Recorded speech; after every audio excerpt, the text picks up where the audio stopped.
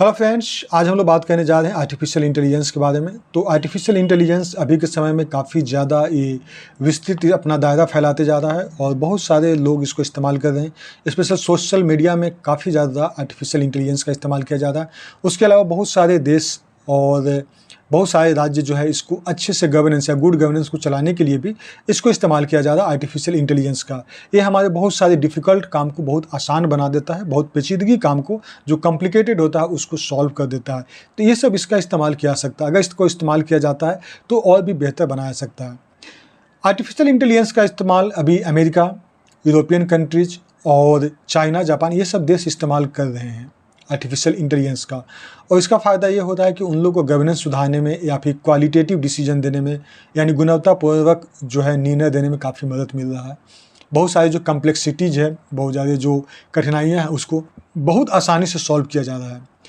India में भी देखा जा रहा है कि आर्टिफिशियल इंटेलिजेंस के प्रति काफ़ी ज़्यादा रुझान बढ़ते जा रहा है और यहाँ के जो सरकार है उस गुड गवर्नेंस में भी आर्टिफिशियल इंटेलिजेंस यानी नई तकनीक का इस्तेमाल करना चाह रही है। तो अभी के समय देखा जाए तो इंडिया में हम लोग 2-3-4 पॉइंट देखते हैं जहाँ पर इस्तेमाल किया जा रहा है और किस प्रकार किया जा रहा है उसके बारे में बात कर लेते हैं। अभी के समय देखा जाए तो आर्टिफिशियल इंटेलिजेंस का इस्तेमाल एक डिजिटल संसद ऐप है उसमें इस्तेमाल किया जा रहा है, जिसमें कि संसद के सारा जो प्रोसीडिंग है, सारा कार्यवाही है उसको टेक्स्ट में कन्वर्ट करेगा, उसको अलग अलग भाषा में कन्वर्ट करेगा, उसको अलग अलग भाषा में ट्रांसलेट करेगा, उसका एक लेखन होगा यानी स्क्रिप्ट होगा, टेक्स्ट तैयार होगा और उसमें देखा जाएगा कि क्या बहस हुआ, जितनी भी स्पीचेज हुए उसको रिकॉर्ड किया जाएगा। 360 डिग्री जो हमारा संसद भवन का चारों तरफ उस पर नज़र रखा जाएगा, सारे लोगों का स्टेटमेंट को उसमें रिकॉर्ड किया जाएगा और एक तरह से एक हमारे पास बहुत बड़ा कलेक्शन बन जाएगा। अभी तक बताया जा रहा है कि डिजिटल संसद ऐप में 1947 से 1947 से बजट का स्पीच अभी तक का एक जगह संग्रह कर दिया गया है उस एप्लीकेशन पे। ये भी आर्टिफिशियल इंटेलिजेंस का ही एक माध्यम है। हम लोग स्क्रिप्ट को आराम से उसको ऑडियो में कन्वर्ट कर देते हैं या फिर ऑडियो को हम लोग स्क्रिप्ट में या टेक्स्ट में कन्वर्ट कर देते हैं। टेक्स्ट को हम लोग जो जिस टॉपिक पे हमको वीडियो चाहिए उससे संबंधित वीडियो बना सकते हैं, उससे रिलेटेड कई सारे चीज़ों को हम लोग कैटेगराइज कर सकते हैं।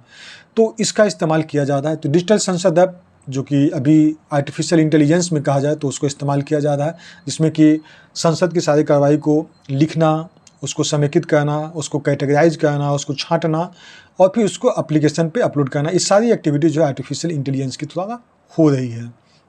उसके अलावा देखें तो सुप्रीम कोर्ट में भी इसको इस्तेमाल किया जा रहा है। सुप्रीम कोर्ट के जो भी चीफ जस्टिस ऑफ इंडिया हैं तो उनके द्वारा भी बताया जा रहा है कि अभी आर्टिफिशियल इंटेलिजेंस का प्रोत्साहित करना ज़रूरी है, क्योंकि ये हमारे बहुत सारे कामों को आसान कर देता है।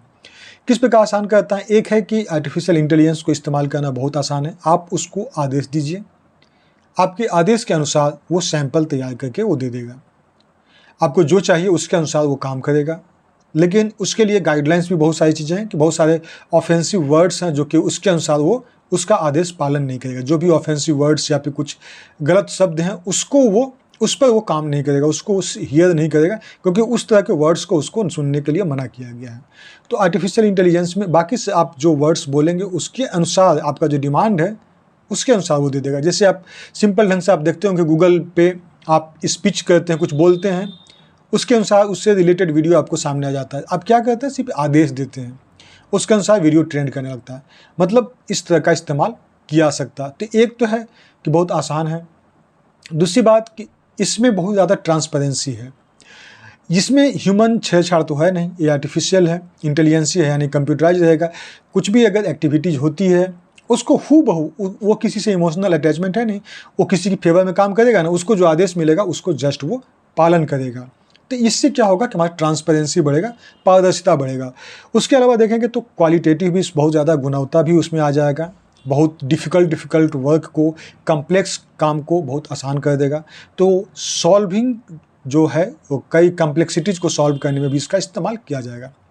तो सुप्रीम कोर्ट में भी इसको इस्तेमाल किया जाता है। वहाँ पे टेक्स्ट को लिखने के लिए, उसकी प्रोसीडिंग को लिखने के लिए, उसका रिकॉर्डिंग करने के लिए बहुत सारी चीज़ें में उसका इस्तेमाल किया जा रहा है। इसके अलावा लोक शिकायत, तो लोक शिकायत के कई सारे मामले हैं जहाँ पर कि अगर कहीं से कंप्लेंट आया, शिकायत दर्ज हुआ, तो शिकायत दर्ज होने के बाद में क्या होता है, उस जो शिकायत दर्ज हो उसको पहले कैटेगराइज करेगा डिफरेंट कैटेगरी में आर्टिफिशियल इंटेलिजेंस के द्वारा कि हाँ इस तरह का इस टॉपिक पे इसका कंप्लेन है या इस विभाग का कंप्लेन है, इस विभाग का कंप्लेन है। उसी के अनुसार उसी फाइल को उसी डायरेक्शन में उस जगह पे मेल कर दिया जाएगा, उस जगह पर उसको पहुंचा दिया जाएगा, वाया जो भी माध्यम है उसके थ्रू पहुंचा दिया जाएगा। उसके अलावा हर फाइल का वो देखेगा कि हर फाइल में कितना गुणवत्तापूर्वक निर्णय हुआ, निर्णय को देखेगा। उसके अलावा जो उस पर जो जजमेंट हुआ उस चीज़ को समझेगा और उसको फिर बहुत आसानी से पब्लिक तक उस चीज़ को पहुँचाएगा। तो ये लोक शिकायत में भी इस्तेमाल किया जा रहा है। उसके अलावा जो ऑफिस के बहुत सारे फाइल्स होते हैं, बहुत कॉम्प्लेक्स फाइल्स होते हैं, मतलब किसी भी आप कार्यालय में जाएंगे तो इतनी ज़्यादा फाइल होते हैं कि आपका फाइल या आपका काम कहाँ पे फंस जाएगा, कहाँ पे दब जाएगा, आपको पता ही नहीं चलेगा। बहुत ज़्यादा कॉम्प्लेक्स होता है ऑफिस के फाइल को मेंटेन करना, क्योंकि आपके पास बहुत सारे कार्य हैं और ह्यूमन रिसोर्सेज उतना ज़्यादा नहीं है। तो जैसे ही इसको डिजिटलाइज किया जाएगा या फिर आर्टिफिशियल इंटेलिजेंस को इस्तेमाल किया जाएगा तो उस फाइल को कैटेगराइज कर दिया जाएगा। अब क्या है, मान लीजिए कोई मामला है, दाखिलखारी जो अतिक्रमण है, कुछ इस तरह के मामला है, उसी मामला पे कई सारे कंप्लेन आया, तो आर्टिफिशियल इंटेलिजेंस के द्वारा उस तरह के जो कंप्लेंट है उसके बारे में आर्टिफिशियल इंटेलिजेंस से फीड है कि चलो भाई इस तरह का मामला है, इसका ऐसे प्रोसेस होता है, तो प्रोसेस बता दिया जाएगा, ऐसे ऐसे ये प्रोसेस कर देना है। दूसरी बात है कि उसका क्या कार्य होता है, मैंने उसमें क्या जवाब देना चाहिए। मान लीजिए कि कुछ गलत हुआ, चाहे कुछ किसी को शिकायत आया कि ये काम ऐसे नहीं होना चाहिए था, उस चीज़ को हम लिखे, उसके अनुसार हम जवाब तैयार करके उसमें अपलोड कर दिए। अब उस चीज़ को आर्टिफिशियल इंटेलिजेंस के द्वारा समझ लिया गया। अब कोई भी उस तरह का क्वेश्चन पूछेगा, अगर हमारे पास कंप्लेंट आया तो उसका जवाब ऑलरेडी पहले से आर्टिफिशियल इंटेलिजेंस के द्वारा तैयार करके रखेगा। तो इससे क्या होगा कि ऑफिस के कार्य को बहुत आसानी से किया सकेगा। बहुत सारे फाइल उसको डॉक्यूमेंटेशन करेगा, उसको PDF, टेक्स्ट, फोटोग्राफ्स, इमेजेस, बहुत सारी चीज़ों में उसको कन्वर्ट करेगा, उसको कैटेगराइज करके अलग अलग फाइल के अनुसार उसको अपने आप डिवाइड कर देगा।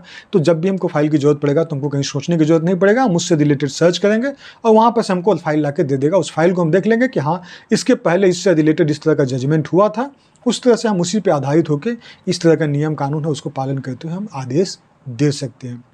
तो ये सब चीज़ को आर्टिफिशियल इंटेलिजेंस का गुड गवर्नेंस को चलाने के लिए इस्तेमाल किया जा सकता है और किया जा रहा है इंडिया में।